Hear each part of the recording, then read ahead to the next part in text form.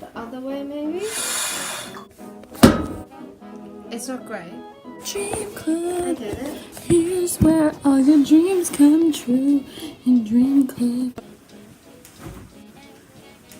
Bang check. No. Okay. So we have to look here. Ooh. Do I do the what's in my mouth challenge? You look at my mouth and guess what I'm saying. Dream Club is a collection of videos and artwork that expresses the experiences which we experience in our dreams. In our dreams. I'm a writer. Go. Domestic fiction, I guess you can call it.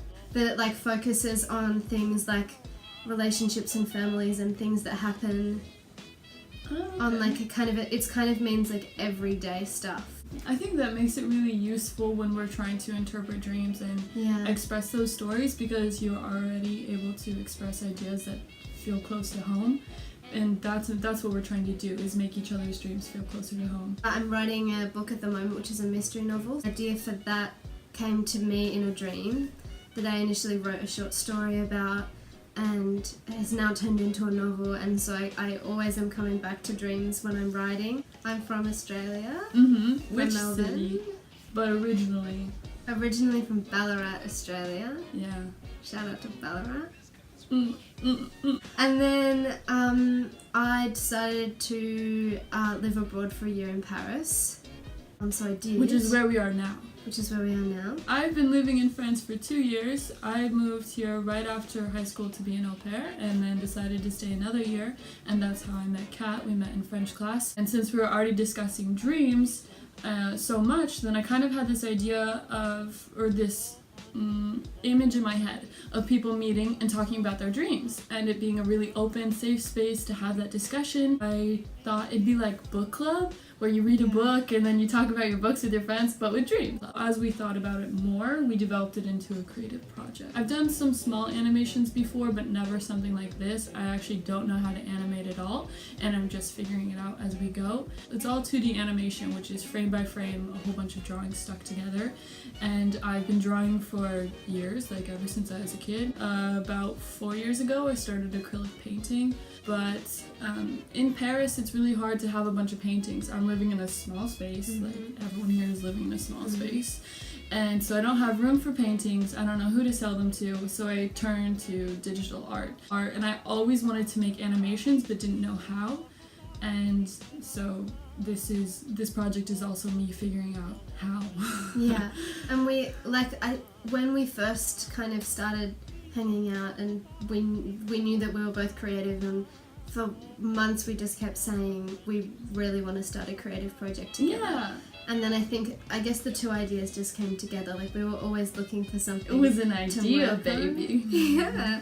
And also, I have a lot of passion for it because I think that it will help people. I want to give a lot more credibility to our experiences and other realities, and I think that we have to shift the conversation if we want that to happen. And I think I got really sick of people, especially when I woke up from nightmares, just hearing people say, it's okay, it was just a dream, it didn't really happen. It's so like not validating, and you just think, I have experienced this thing, it was major, and I need time to not to process it, not just like put it away and not think about it, but you need time to process what you've experienced. Why we feel the urge to express our dreams is that they're really difficult to explain. Most of the time when you tell people your dreams, they don't care.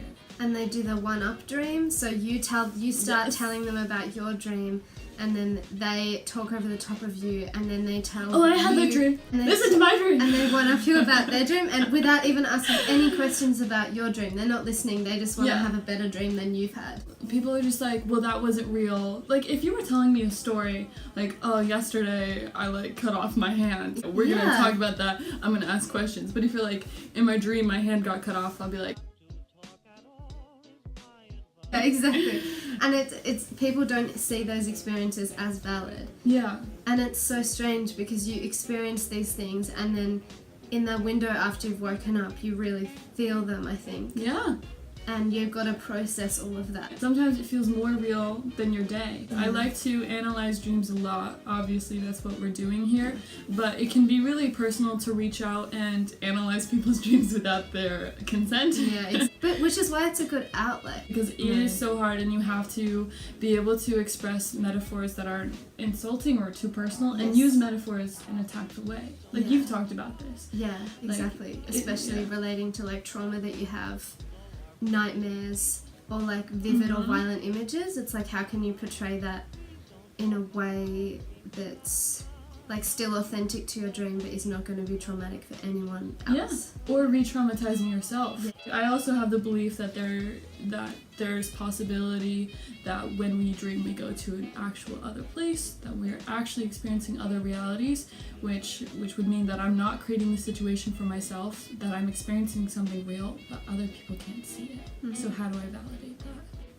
I want to really try jumping into other people's dreams. Yeah, me too. I think that when we've developed our skills a bit more, and especially just like how to represent certain things, then that would be a really good thing to do, and would be validating for other people to tell like their stories.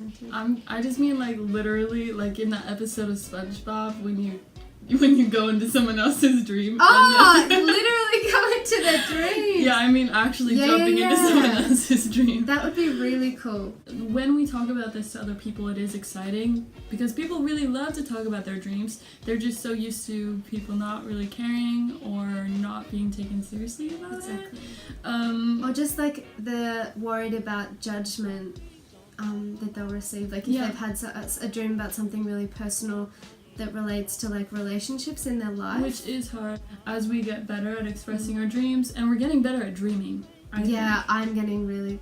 Yeah. I get annoyed when I have a dream that I can't use for material for the project. And I'm starting to dream about like deeper things, a lot of religious ideas and different memories that I've had coming to surface while I'm sleeping, and so to share that I know will be a challenge for me, but I think it's important for me to be really personal because I want other people to be personal about their dreams with us, and so we wouldn't expect that same vulnerability if we weren't giving it. So I never realized that sleeping was actually fun, I think.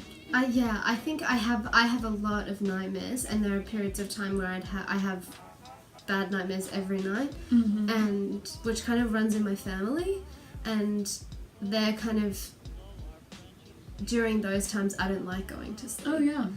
But that's not all of the time. I've just been experiencing such vivid adventures when I'm asleep, and I feel like when I wake up, I kind of know what's going to happen. Like, my life is pretty routine right now. A lot of my friends believe in Western science, and so they often tell me that when you fall asleep and you dream, your brain is just organizing things. So those situations aren't real. They don't hold a lot of significance, really. Your brain's just putting things in folders. I would agree with both perspectives, I think.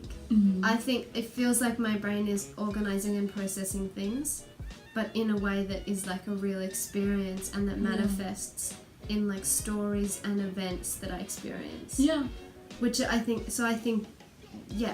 that it's definitely still your brain trying to process things, but it's just more complicated. There are a lot of dream theories that I'd love to get into later. Like philosophical theories, like are our dream lives our primary lives, and the ones that we're living every day. Oh yeah. Are they our actual dreams? Which is what I've been messing with recently. Yeah. Because I could change my schedule so that I slept more than I was awake. I couldn't do that. Yeah, because I get hungry. Oh yeah, that's not the reason why I like sleeping though. Is that you don't have to do any maintenance. Your body's just like taking care of itself. Then you wake up, you can like go to the bathroom, eat a bunch, and then fall back asleep. I get sad though if I miss a meal. So I think if I wake up too late and I know that I've missed breakfast, I get very sad. It is interesting how it changes your life when you're awake. Yeah, it does. In my family, there's a lot of different sleep disorders. Yeah, the same in my family. Maybe that's one reason why we have an interest in what happens when we fall asleep, is because if you don't have any problem with it, and you're a person who just like blacks out for a while, and then you wake up. Yes, so many people are like that. Then why would you ever think about it? I think we share this goal of just like being able to express and represent what happens while we're sleeping. Yeah. And then to start a conversation about what happens while we're dreaming and for people to listen and share. That's a big one for me. Yeah, I think that's like the main ideological kind of There's a lot umbrella of power in conversation. Yeah. If no one's talking about it, no one's caring about it. Right now there's been a huge push for discussion on mental health, and I think this is a huge part of it It that is. people are totally missing. It totally manifests, for me anyway. My mental health really manifests while I'm asleep. I'm sure that it's really different amongst people who have PTSD, depression, anxiety. This is so evident in your dreams.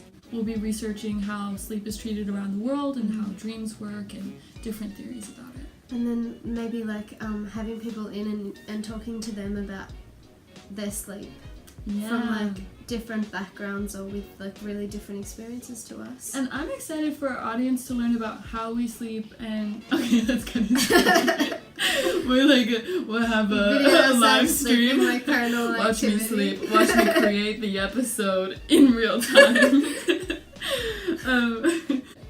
So, I mean, we're kind of on a bi-weekly basis. I'd say fortnightly basis. Fortnightly basis. I don't know who says that, but I do. I think, well, does all of Australia say that? Australians say fortnightly. I don't know about other Well, countries. America, when she says fortnight, she means every 2 weeks. Sorry to talk about you like you're not here. I know you're here. Just tapping into your American audience. I just want to speak to them directly. You'll probably get an explosion. Probably a literal explosion of people who are Yeah. like, I support you. Yeah, like the Higgs boson situation in the desert. Because you're moving to the desert to make two atoms crash into each other in the middle of the desert. Okay. Good talk. That was good. Yep.